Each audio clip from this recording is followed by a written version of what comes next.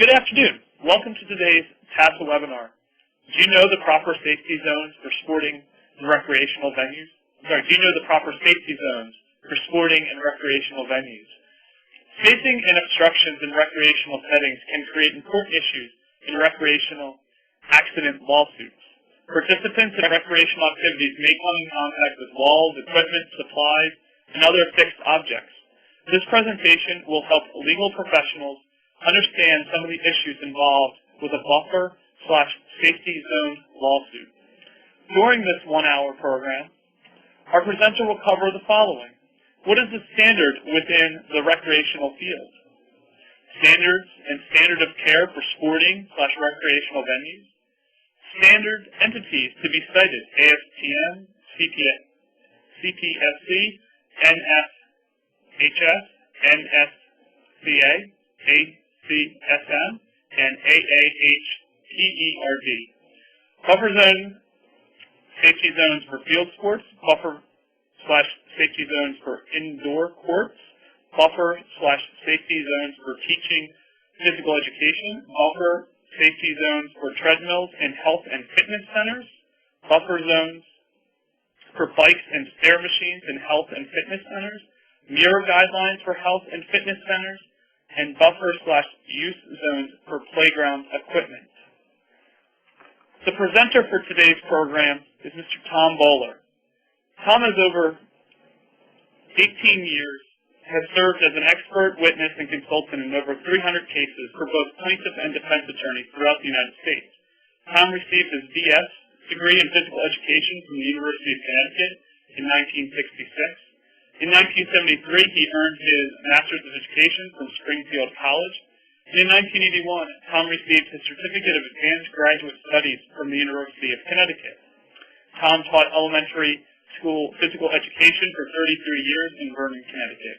His credentials include high school coaching early in his career. He's been a director of intramurals and recreation at the Division III level. Tom was an adjunct lecture teacher at the graduate and undergraduate level. And lastly, Tom is credentialed by 2 recognized playground entities promoting playground safety. He's a certified playground safety inspector endorsed by the National Recreation and Parks Association. He is certified by the National Program for Playground Safety. We will take 2 question and answer breaks during today's program. If you have a question, please use the chat or Q&A feature found on the right-hand side of the screen to submit your questions. We do encourage all attendees to submit questions throughout the presentation. Tomorrow morning, I will send out an email with a link to the archived recording of this webinar. We do ask you to take time to fill out the survey that will appear on your screen after the webinar is over. I now invite you to sit back, relax, and enjoy the presentation. I'm going to turn the webinar over to our distinguished presenter, Mr. Tom Bowler. Tom, the program is all yours.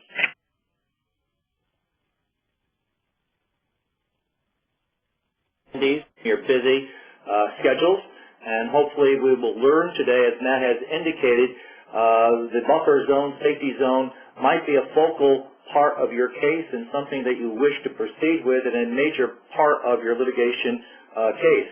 Athletes are frequently getting hurt. Physical education participants are frequently getting hurt for lack of a proper buffer zone. It's called a proper use zone in the playground terminology, and students are out at play at recess and are frequently getting hurt there as well. So we need to know the issues surrounding buffer zones, use zones, safety zones in physical education, athletics, and on playgrounds, certainly to be aware of the problems in the litigation matter. I won't belabor, but Matt basically covered my credentials, and I might say I'm very, very proud to be a alumni of the University of Connecticut. Of course, the men's basketball team took an unprecedented run at being the Big East champs, and then they went on to be the national champs. And it was a very, very exciting season, certainly. But I'll leave it at that. The objectives were covered very well by Matt, and I won't belabor them any further here, but basically those are the objectives and goals we plan to cover this afternoon, and certainly that's a lot to look at in 1 hour, but we're going to give you a quick thumbnail of these particular goals and objectives throughout the next hour. So I think you'll have a good flavor of what are the standards within the field. We might just really define a standard for a moment, and this comes from the Facility and Design and Management for Health, Fitness, Physical Activity, Recreation, and Sports Facility Development. It's the 11th edition, and I chose this edition because I like this definition over the 12th edition. I feel that this really is more precise, it's more encompassing. The 11th edition, in spite of the fact there's a newer edition out that was published in 2009, and I feel that this definition really covers it. A standard basically can be defined as norms established by authority, research, custom, or general consent to be used as criteria and guides in establishing and evaluating programs, leadership, areas, facilities, and plans as measures of quantity, quality, weight, extent, or value. And I feel that this really is an all-encompassing definition of programs, of facilities, and something that we could look towards in the recreational athletic field, sporting field, when we're looking at a standard. Excellent definition, I feel. Of course, as many of you recognize, there's a vast difference between the standard of care versus the standard of practice. And these two gentlemen, back in 1997, gave a very precise and very, very clear definition from my standpoint of what is the difference between the standard of care and the standard of practice. Standard of care is the minimum acceptable conduct or performance related to a given activity or relationship, where the standard of practice may or may not rise to the minimum level of care required by a given activity. Let me give you an example. I usually give the example of a baseball field or a softball field. As far as the outfield goes, the warning track, that skinned area that you see by the fence, and that lets the outfielder know if they're backpedaling to catch a ball and their back is to the fence, that once their cleats hit the clay and they leave the grass and go onto the clay, that the wall is approaching very, very quickly. So the standard of care within the industry for softball or baseball would be to have a warning track for softball fields or baseball fields. However, if you go out and look at many situations in high school and so forth, you simply do not see, even in American Legion ball, you simply do not see warning tracks. You see the grass growing all the way to the fence, and there's a reason for that. It's easier, it's cheaper, it's less, obviously, maintenance involved. So this is the reason why people do not maintain the clay warning track out there. It's much easier than taking care of weeds. They just mow right to the fence and they're done with it. However, the standard of practice, by letting the grass grow right up to the fence and not maintaining any kind of warning track, does not rise to an acceptable safety level. And that's what we really have to look at here. So this is a good example for me, at least, when we differentiate between the standard of care and the standard of practice. There are various standards within the industry. There's very prominent ones that are listed here, which may be used as references in your buffer zone type of case, your case that might involve an issue relating to space. And certainly the American Alliance for Health, Physical Education, and Recreation and Dance is a professional organization that is mainly physical educators throughout the country join this group. There are some recreators, but there's another group for that. That's the second one from the bottom, that most recreation people would be belonging to the National Recreation and Park Association. And some dance people would be belonging to this group as well, along with some health educators. The American College of Sports Medicine is a group that certainly would be promoting health fitness facilities and is an excellent group to get involved with as far as exercise science. The American Society for Testing and Materials International, as many of you know, or maybe you don't know, is a group out of West Conshohocken, Pennsylvania, and they promulgate voluntary standards within a variety of fields. And it's certainly a good group to get to recognize and to get a hold of their standards, because certainly they have standards for a vast variety of activities out there. Certainly, you should be aware of them. And when I go around and lecture many times and ask college students or even professionals in the field, even attorneys sometimes, many are not aware of this group, the existence of this group. The Consumer Product Safety Commission is a governmental group that many of you recognize, and they do publish safety recalls. They do have a current handbook out on playground safety that can be downloaded. You can send for the hard copy if you care to. It's free of charge. Certainly, if you have a playground case, you should be very, very aware of this particular group.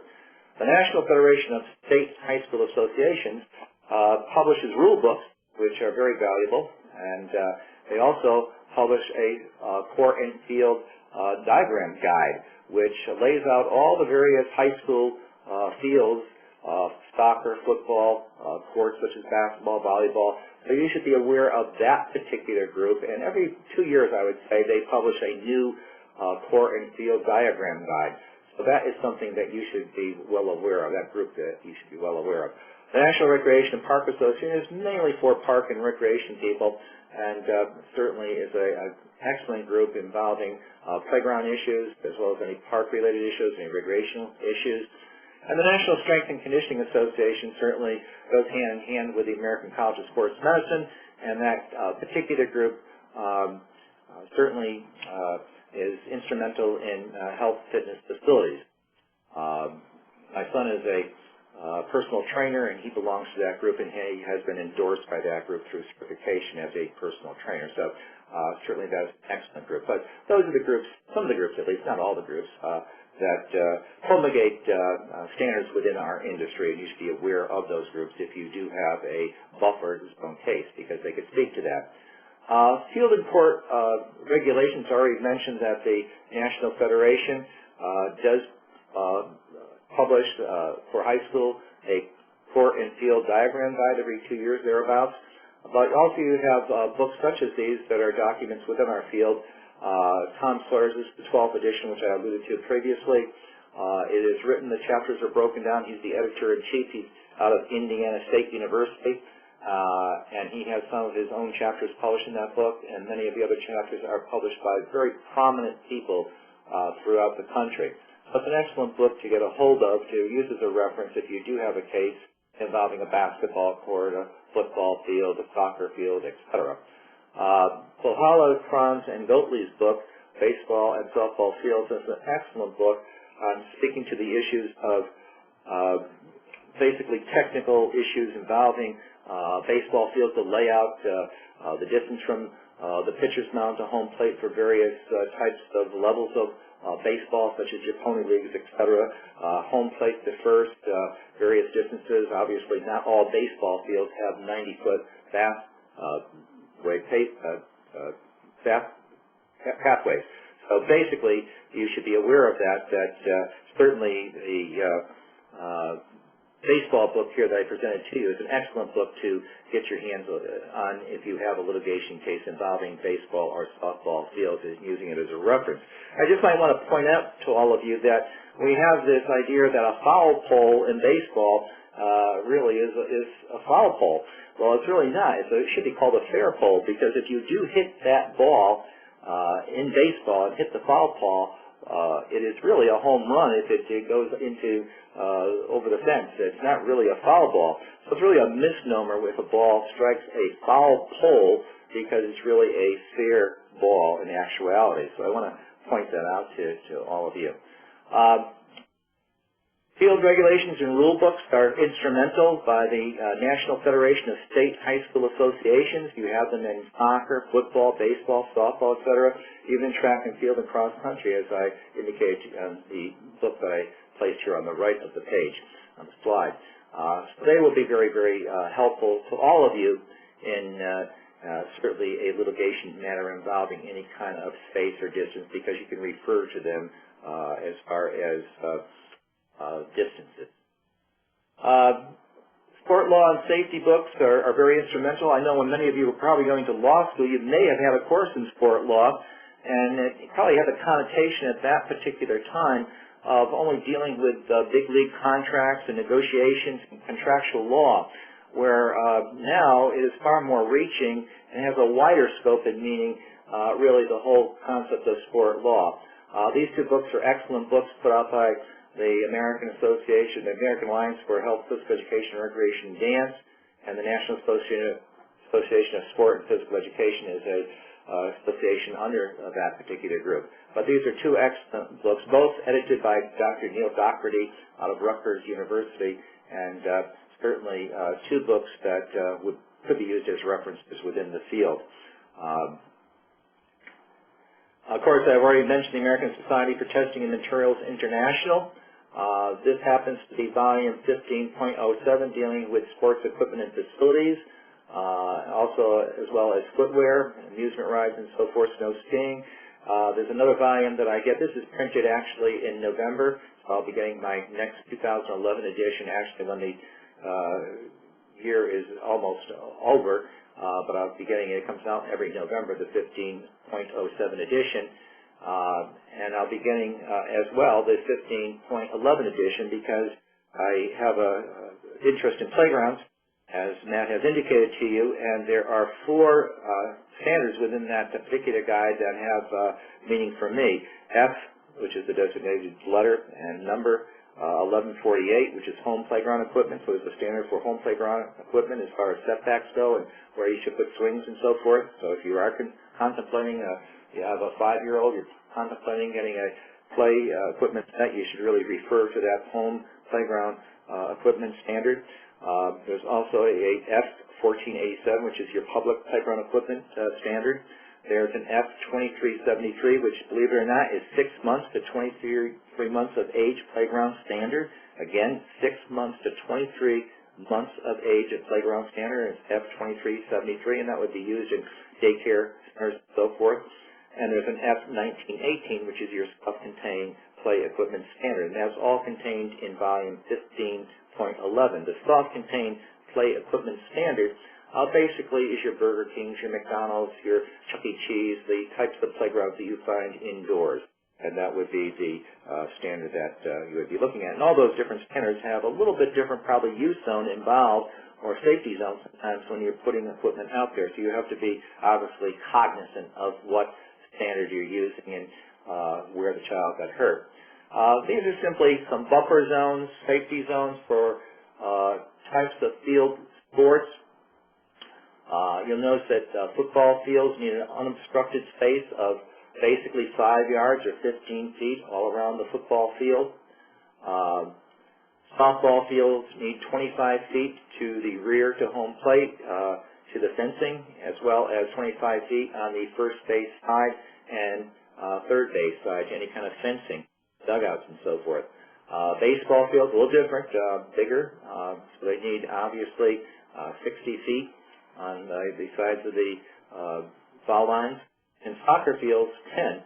And I would question for a moment, when you talk about 10 feet, you really are looking at something that's not in concert with a football field, and you might consider why. And I really feel that 10 feet probably should be probably even larger than that. It's a very minimal amount, 10 feet, when you consider a football field requires 15.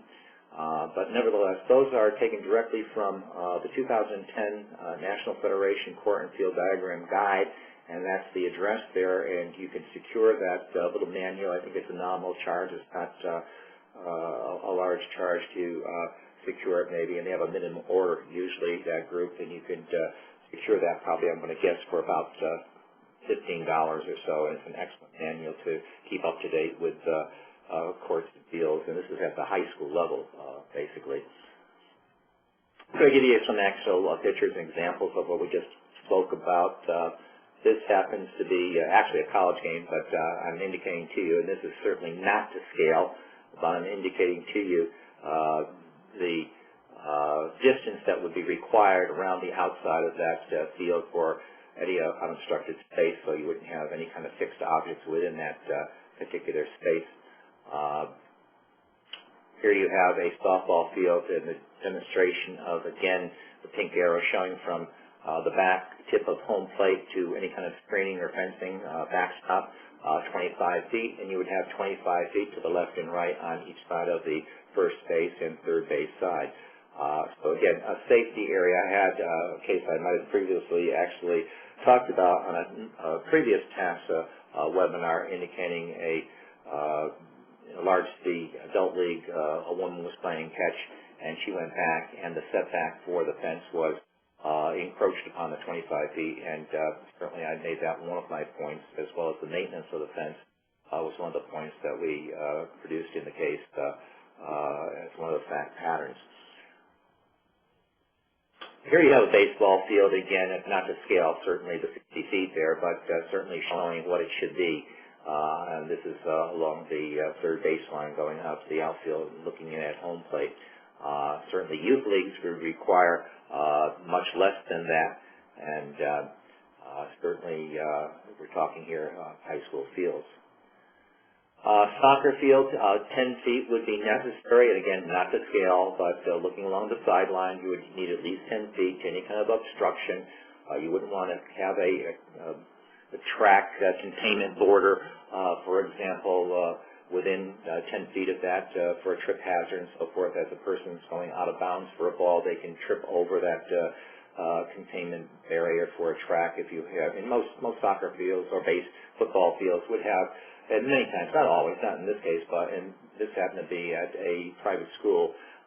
This did not have a running track, but many times at the high school level at least, you'll have a track encircling a soccer field or encircling a football field, and certainly you don't want to have any kinds of barriers that they can trip over, obviously.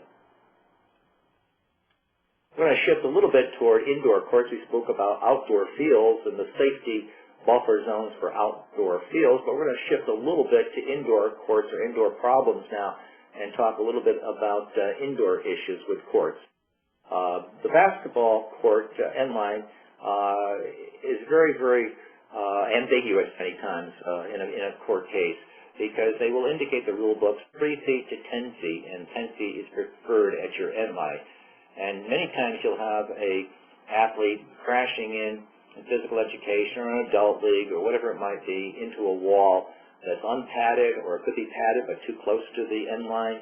And we're going to go over it in just a moment, a pictorial showing you exactly what it should be, because sometimes there's some misconceptions of how far that youth zone can be. And when it says 3 feet, that kind of is misleading to a certain degree. Volleyball, actually indoors or out, the ball is really in play when you're going out of bounds for a ball. So you need lots of space around that volleyball court, and we really can't put a figure on that, but you need a lot of room of unobstructed space because the ball is still in play. Issues with batting cages. Batting cages are very, very popular now, especially in the northern part of our country where you can't get outside, obviously, especially with the winter we just had in the Northeast. So you have indoor cages where high school students might practice right through the winter to get ready for spring. And there are some issues with batting cages, which we'll describe pictorially in a moment. Indoor track practice, 2 runners in a hallway at a time. If you have 3 running abreast at one time or 4, it could create issues, and we'll talk pictorially in a moment about that. Indoor track practice needing adequate spacing from the finish line. Obviously, if you're running right through to a wall, you have the consequence of maybe breaking an arm, breaking a wrist, or running into that wall. So obviously you have to back off and have a certain amount of finishing space. And indoor track needing spacing to the outside lane to a wall and so forth. These are all issues that you can have. Okay, pictorially now we're going to kind of discuss what we just had on the previous slide.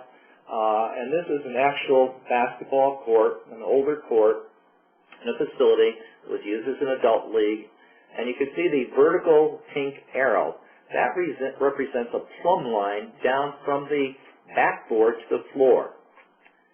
From that arrow, we see a smaller arrow with 4 feet. And basically, the plumb line to the end line should be 4 feet, where you see in this particular case, it is not. The white line there represents the end court, but actually, in actuality, the measurement should be taken 4 feet back from the plumb line of the backboard. Then you see 3 feet to 10 feet, which we talked about before in that pink arrow box. And certainly, if you add the 3, taking that as the minimum amount, to the 4, from the backboard to the wall, you should have a minimum of 7 feet. And in many cases, you don't have that. In this particular case, looking at the black numbers represent the actual numbers from this particular plaintiff case that I had, and you're looking at here something much smaller than what is required by regulations. And certainly you're going to say, well, this is an older court, they can't push out the wall. What are they to do? Well, if you look at the padding on the wall, this was not the padding where the person got injured in this particular case. However, the padding is very minimal. It just covers what we commonly call the lane. Basically, that padding should be covering the entire wall. You know, it's a concrete type of tile block wall, unyielding.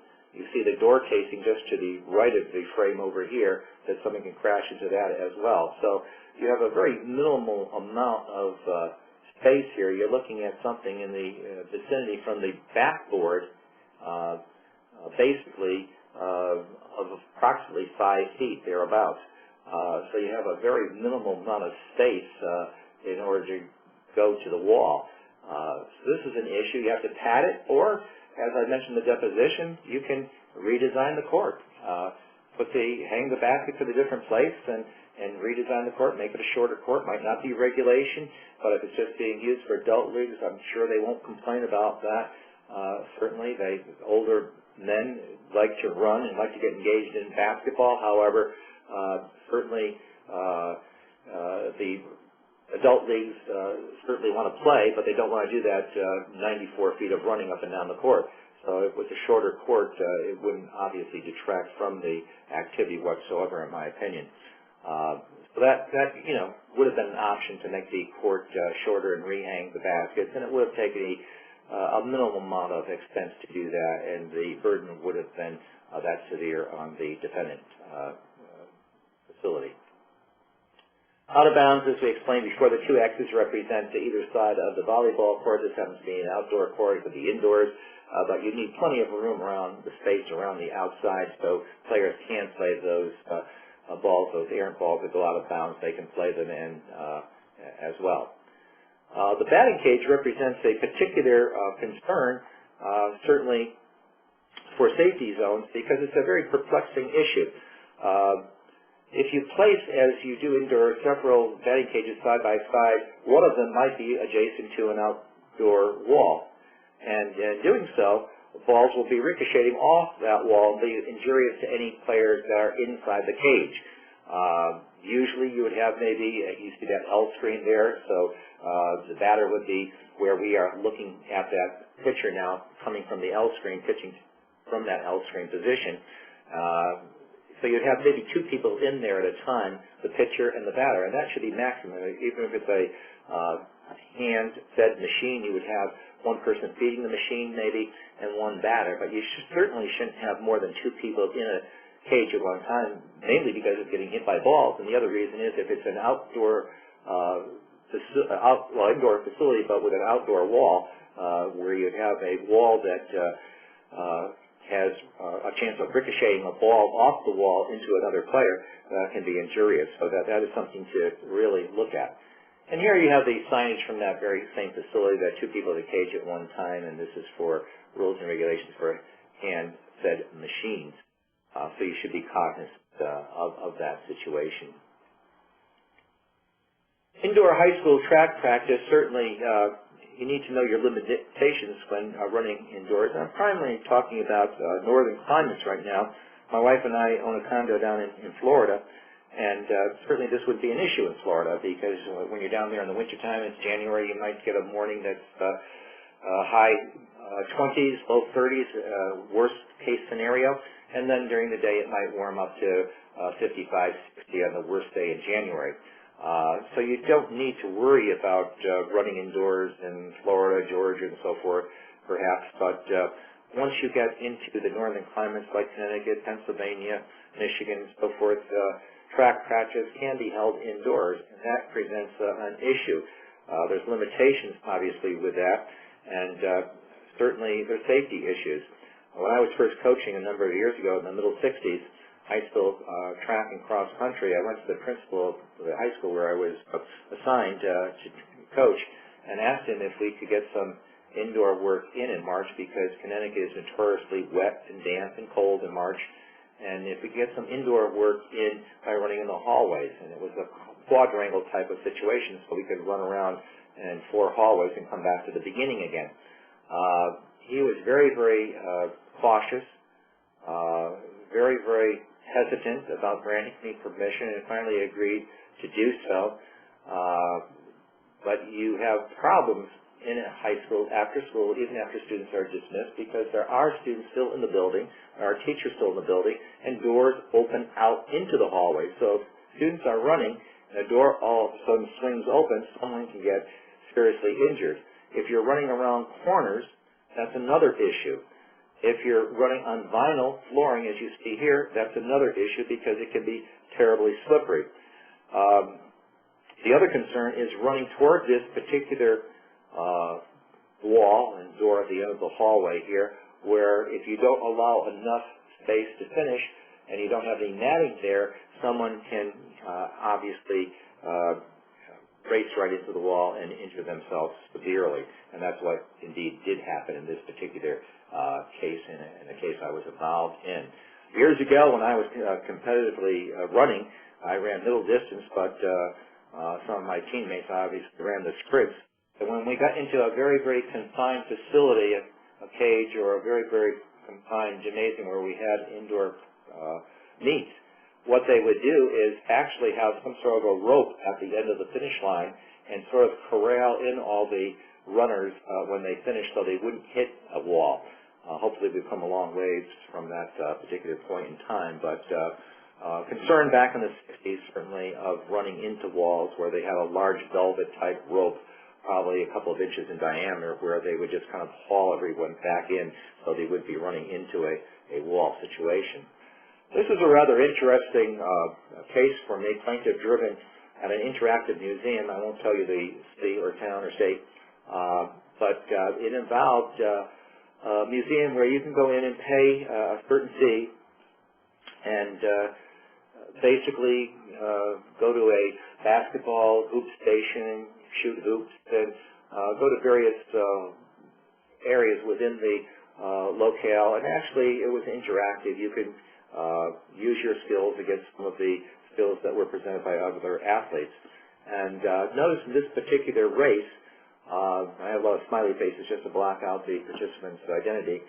You'll notice that there's mats at the end of the race, and we'll talk about that in another slide in just a moment. Also, notice along the left-hand side wall there's a mural, and that is to actively participate against a race against a former Olympian.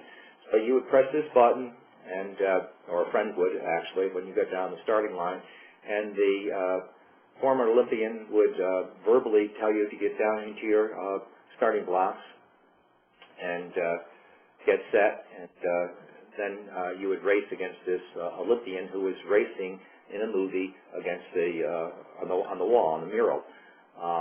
In this particular situation, a young man who was trying to show off for his girlfriend ran very vigorously to the end, and you'll notice what they did. They produced signage where it says slow down now. That wasn't in the previous slide, 2 slides ago, and a subsequent remedial measure after the fact, but they did put down slow down because this gentleman ran right into the mat and broke a clavicle, I believe.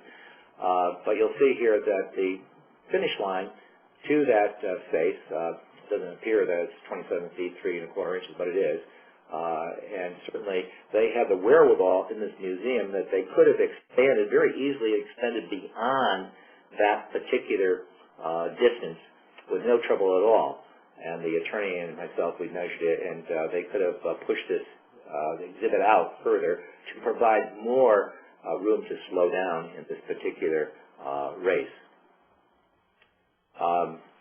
Here you have a health fitness club, and we have an issue here of the safety of an indoor track at a health fitness center. You notice the track is adjacent to a basketball court on your left, On the right, there's a glassed-in swimming pool area. There's only 2 lanes, and this obviously wouldn't be used, the 2 lanes, for any kind of competitive running, just to get a workout in. But if a basketball player came off the court playing basketball, at the same time someone's running, you have the potential, obviously, in the safety area for a collision. You also notice the outside lane. On the right-hand side, you have a danger, obviously, if someone veers too far to the right, of crashing into the glass wall. So certainly not a good design in my estimation, not a good design for the basketball court end line, where if you ran off the court, you could be running into the glass area. Also, notice the bevel, where the pink arrow to the left is pointing, there's a bevel metal plate all around the court because this was placed after the fact on top of a tennis court at this health fitness facility, and they decided they weren't going to be doing, I guess, tennis any longer in this space, so they produced a small basketball court where adult leagues could take part and placed the wooden floor on top of the present floor. So now you have a couple of issues here. You have a raised floor with a bevel plate adjacent to a pool, adjacent to a running track. So you have a lot of space buffer zone issues related to this particular case. Here you have a glass issue involving a cafeteria, and this was used for basically wrestling practice, and many times you have windows within schools reinforced with wire, and the wire that's reinforced, as many of you know, in gymnasium complexes, school windows and so forth, it has nothing to do with the strength of the glass or safety of the glass. Really is put in there the wire for fires, because if you do have a fire, the glass will not shatter, and that's to prevent glass from shattering. So that's the real reason why wire is placed inside of glass. And you have that what they call chicken wire, it's all throughout the glass. Certainly that has nothing to do with the strength of it. Here you have a wrestling practice that was taking place inside a cafeteria with mats spread out, and someone was doing a sprint across the floor and ran right into the glass. I would ask you to look away from your computer on slide number 27 if you're a little bit squeamish to injuries at all, because this actually will show the gentleman's injuries of lacerations coming up. So look away now, please, and I'll tell you when to look back. Those of you who are looking, you can see the injuries that he sustained. Certainly, basically a very, very, very nasty injury to this young man.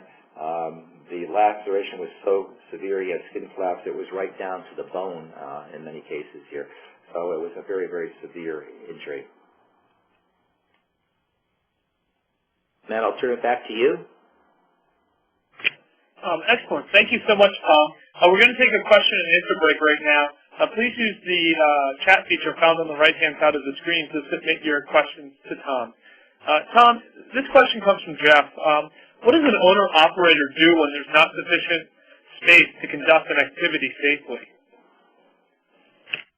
Well, basically, there's a couple of things that you can do when you don't have enough room or space. You can modify the activity, certainly by changing the activity and by having as many participants in the activity. Let's suppose you have a very, very small gym. Maybe your use zones around the court are very sufficient, but the size of it itself, the length and width, are extremely small, since it's maybe an elementary gym, and maybe it's an adult league that uses it in a recreational league, after school park and rec league. And as I say, maybe your outside boundary lines are sufficient, but the court itself, length and width, are not sufficient. So you can modify the activities. Instead of playing 5-on-5, maybe you can go 4-on-4, so there's less participants within that space, or 3-on-3. You can modify it with padding. If padding is appropriate, you could modify the court by, if it's an inline buffer zone issue, by putting more padding there or requesting more padding, using wedge mats or what I call crash mats, that are very thick mats at the end of the end lines to help. Certainly, mats are not going to prevent every injury. I don't want to mislead here, but certainly to provide more matting would be helpful. So I would say change the activity, adapt to the environment, change the game, use less players, and use padding where appropriate. Excellent. Thanks so much, Tom. Here's another question for you. With regard to standards within the recreational field, could you address the issue of standards being promulgated, which could be outdated? Yes. Certainly, we already mentioned one group, the American College of Sports Medicine. I don't mean to throw daggers or arrows at them, but they have put out their third edition on standards and guidelines in 2007. And very curiously, they talk about court design and many things under the sun, but they also dabble in playgrounds. And they did a reprint that uses a 1988, again I'll say that, 1988 reprint of playground equipment in their 2007 manual, which I find something that's 19 years outdated shouldn't even be in there. They're misleading the public.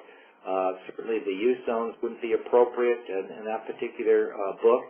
And why they do that, obviously they haven't consulted with anybody like myself or a person that's a certified playground safety inspector when they did the edit of the book, and just very conveniently used a 1988 reprint. So you have to be careful, I think, looking at standards and just pulling off a book off the shelf that says 2007 and then looking at the playground standards in that book, because the American College of Sports Medicine is known for health fitness facilities. They're not known for their expertise in playgrounds. So you have to be very cautious of looking at standards and what standards to use. Okay, we have a question here from Jeremy who asks, is there a difference between the standards for buffer zones for a space that's used for competition versus exercise? In other words, if you have a basketball court that is designed as half court versus full court, or laps pool versus pool use for racing? That's a good question.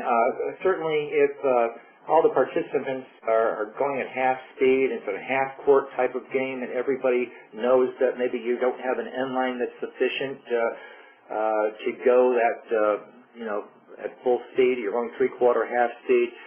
Certainly, I would say that everyone knows that, everyone's aware of that, and if everyone is abiding by that particular guideline, then I don't see a problem. But it's when someone, an aggressive person in an adult league, male or female, makes no difference, gets very aggressive and steps out of bounds and starts going at that aggressive full speed pace now, and maybe you only have 2 feet of end line for your basketball court, that's where problems can develop. So I'd say that yes and no. I certainly could see where the question is coming from, that certainly that if you have an exercise kind of situation here in half court and you're not going full out, and everyone knows in the league that it's an over 50 league or whatever, I could understand that and abide by that.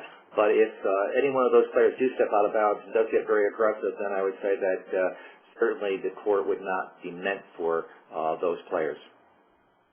Okay, and one final question here from Edward who asks, are there any standards regarding the surface of indoor soccer fields? And if so, where can he find those standards? I don't know. I'm not aware of any. There could be out there. I would probably point them toward the American Society for Testing and Materials. I don't know if they have a standard. I don't know of one offhand. I kind of think there isn't one, but I know that various ones probably are all rubber synthetic surfaces or a grass text kind of a grass kind of rug type material. But I don't know if any one standard for indoor soccer does exist. I haven't heard of one. That doesn't mean necessarily that there's one out there doesn't exist, but I just don't know of one. I would suggest first the American Society for Testing and Materials International out of West Conshohocken. Do a Google on them and call them and ask them if one exists.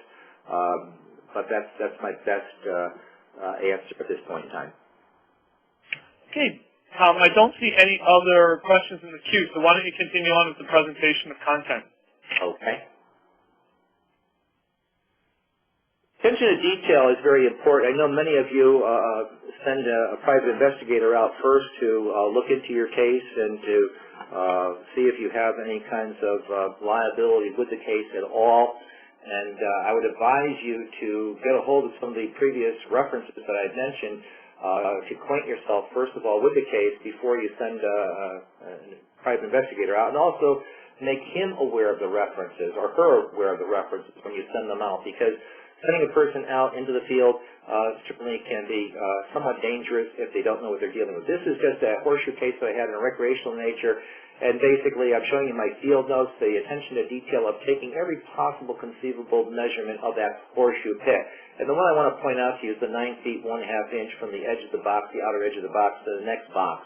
And that is important because looking at this particular court, you need 12 feet from pin to pin.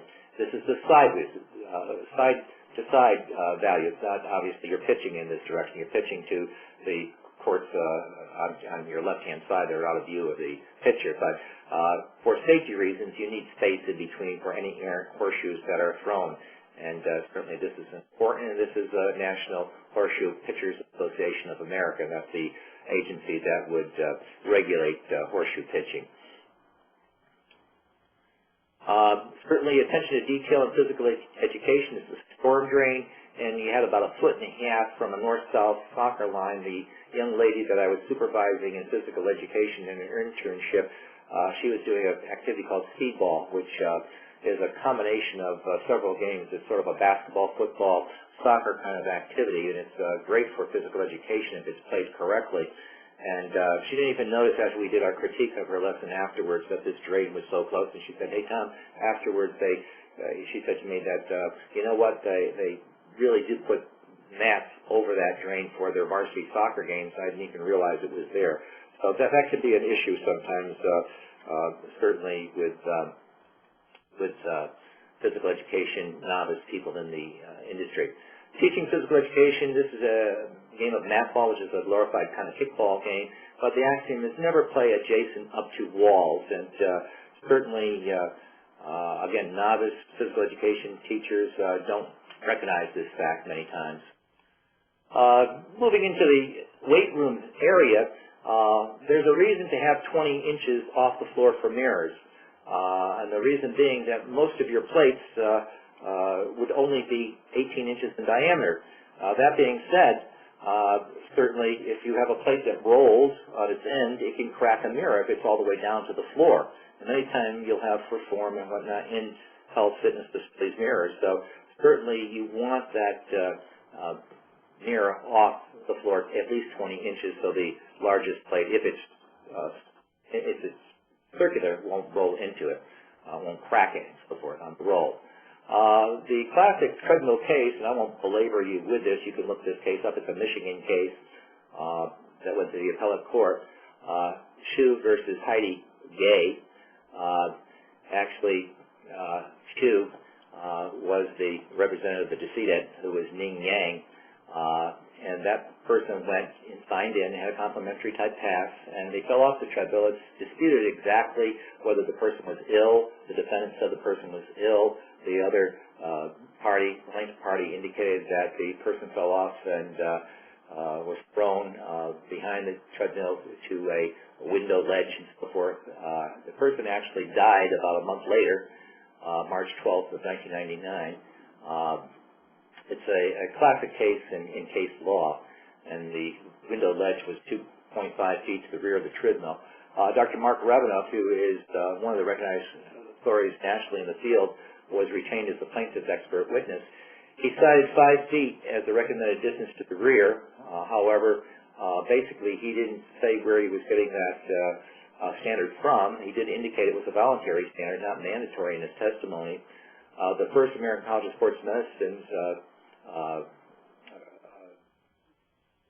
American Society for Testing Materials, that is wrong there. I said ASTM, it should be American Society for Testing Materials. I apologize for that. F2115 was first published in 2001, and that's the standard specification for motorized treadmills. And they said, basically, you should have 19.7 inches on the side or 1 meter to the rear. So there's a definite space use zone for treadmills out there. And again, it's the American Society for Testing Materials, F2115. The release was ambiguous. Joyce Cotton, prime authority on releases and waivers, indicated release was very ambiguous, and it went to the appellate court, remanded the case back to the trial court. But it's a case you might want to look at, the Shoe case, who is representing the decedent Ning Yang. It is an excellent case to look at for a treadmill injury. Here you see a stair machine with a treadmill, and on top of that you have a waste paper basket in the thick of things here, and some free weights over here in the forefront of the picture. ADA requires 30 inches by 48 spacing for one piece of equipment for each type. So be aware of that. So ADA comes into play here as well. For the American with Disabilities Act, 30 inches by 48 inches required for one piece of equipment of each type. So 2 treadmills, for example, you'd have to have one at least with 30 by 48 inch space for a wheelchair walker, etc. If you have an exception to that rule, if you have only 3 sides are accessible, then 36 by 48 inches is required. Stationary bike spacing, ASTM F1250, you have section 6.5, and they refer to the manual for the owner to check into that to make sure that there's enough spacing and so forth. So the manufacturers will have specifications and suggestions for you. Obviously, you want to check with them. Playground issues, basically you have buffer zones with swings, stationary equipment, and what we call composite structures, and I'll give pictorials of these and show you in a moment each of these. The height to the fulcrum, if it's 8 feet from the sand or wood chips to the fulcrum point where the swing is actually hung, you need 16 feet in front and 16 feet to the rear. It's twice the amount, it's 2x. Stationary equipment, basically 6 feet on all the sides, and with composite structures, those are linked together, slides and decks, poles and overhead ladders and so forth. Professional judgment many times is involved in that. Here you have an inaccurate use zone with a swing. You'll see the pink arrow H is representing the height of the swing to the ground, which let's just assume that it's 8 feet. Most swings would be about 8 feet, 7.5, 8 feet. You would need 2 times the distance. So I'm showing you with the long pink arrow horizontally where that should be, and my tape measure to the right there is laying out where that use zone ought to be. But you'll see snaking in there is a concrete barrier that goes around that's inside that use zone, that containment barrier, which in this case a child dismounted and fell on a concrete barrier and had a serious head injury with hearing loss. So that can be dangerous. Stationary equipment, 6 feet around the equipment on either side, and that's all sides of this climber, this modernistic climber. That was at a Florida private school. You need this space, obviously no trees, etc., benches and so forth within that use zone, because children can fall off in that space. You don't want them being impaled on a piece of equipment. Composite structures that I talked about here, you have ladders, you have a corkscrew climber behind that spiral slide, you have decks, you have shaded areas, but you also have a tree there. And this doesn't look that dangerous, but when you get a close-up view, that is not something that is an illusion, or it's not something that I dummied up by putting a tree in there. That's the actual tree that is approximately probably 42 inches, thereabouts, off the deck. And basically we have CPSC, the Consumer Product Safety Commission, and the American Society for Testing Material, and the objects must be 84 inches above the equipment. So certainly this is dangerous. Also, it provides an access for children to climb on this tree. It's a humongous tree. It was just a very huge tree when I was there looking at it. The indoor playgrounds, the self-contained variety, which is the American Society for Testing Materials F1918, this is the type you see in the Burger Kings, the McDonald's, the Chuck E. Cheese. They have a different type of use zone, and when you're entering in, this red bench here was an area you could enter in, basically that had to be 5 feet away. In actuality, when I measured it, was only 3 feet 1 inch, as I'm showing you on that yellow background there. So, again, too close. If a child falls off the bench by entering into the confines of that self-contained play equipment system, they can fall backwards on the, in this case it was a little toy builder, bulldozer or whatever. So that could be injurious. In summary, because we want to leave a few minutes for questions, you have to know the standards for the activities as far as the buffer zones and what the spaces are required. Soccer fields versus football fields, what the difference are. Would they retain the appropriate expert for the case? Obviously, don't hire a biomechanical engineer if it's something more to do with just measurements and court safety and so forth. Make your private investigator, when they go out initially before hiring your expert, aware of the activity. Have your investigator take several photographs. Have your investigator take several measurements. Very, very key to me, because sometimes when I'm presented with the investigation by the private investigator, there are key things that are left out. And if they just take a few more measurements, a few more photographs, maybe that would have been answered for me. Was the buffer zone or safety zone reasonable? Should the caregiver realize the deficiency? I just had a case settled today in Connecticut where it was a gymnastic-related event, but they had a preschooler running toward a wall that was unpadded, and that made no sense whatsoever. Certainly, the caregiver should have realized this deficiency, because in this particular gymnasium, 3 sides of the basketball court in this gymnasium was padded. In this one wall, for whatever reason, they did not pad.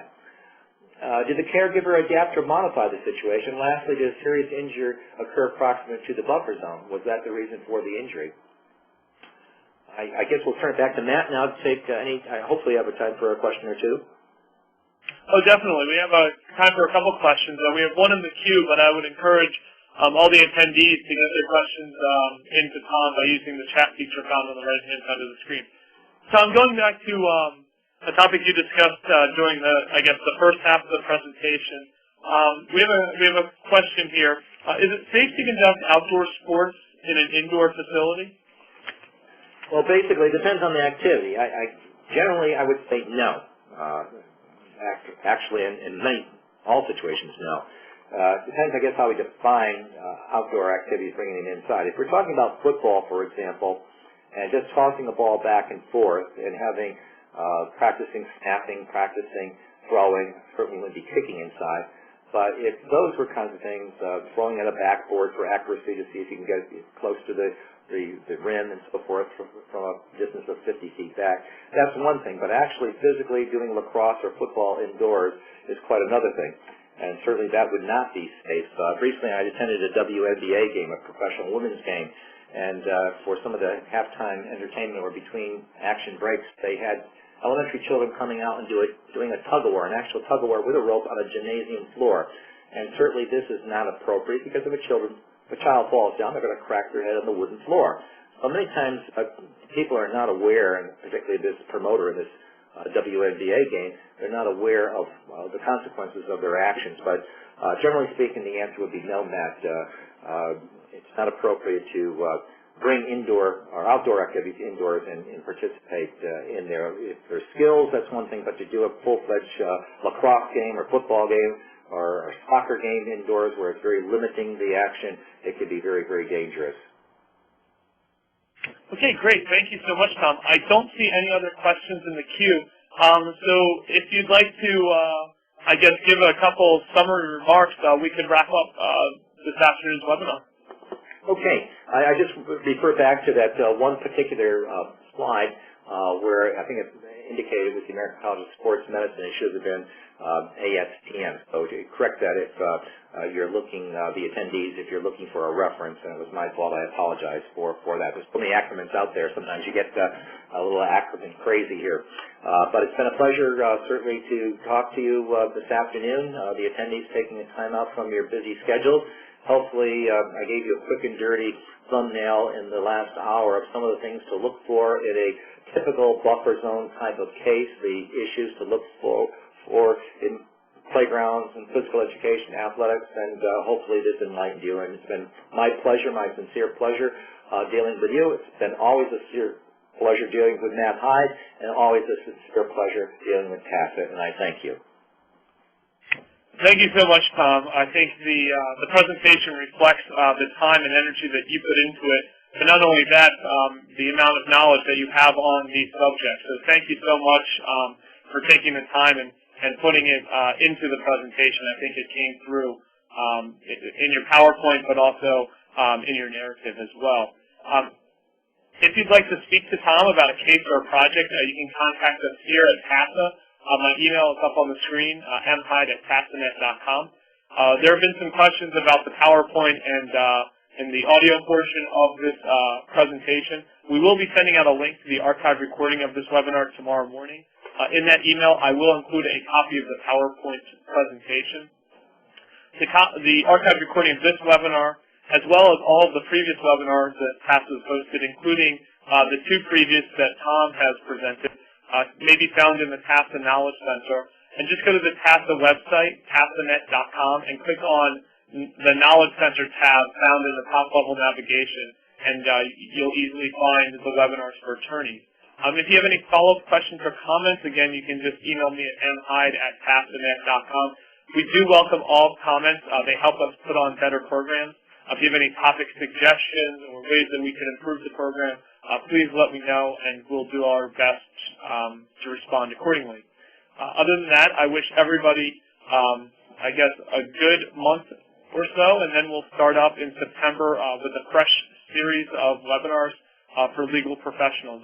In the meantime, I do encourage you to check out the archive recordings and contact us if we can be of any assistance in any of your cases. On behalf of everybody here at TASA, I thank you so much for your time and look forward to seeing you at future events.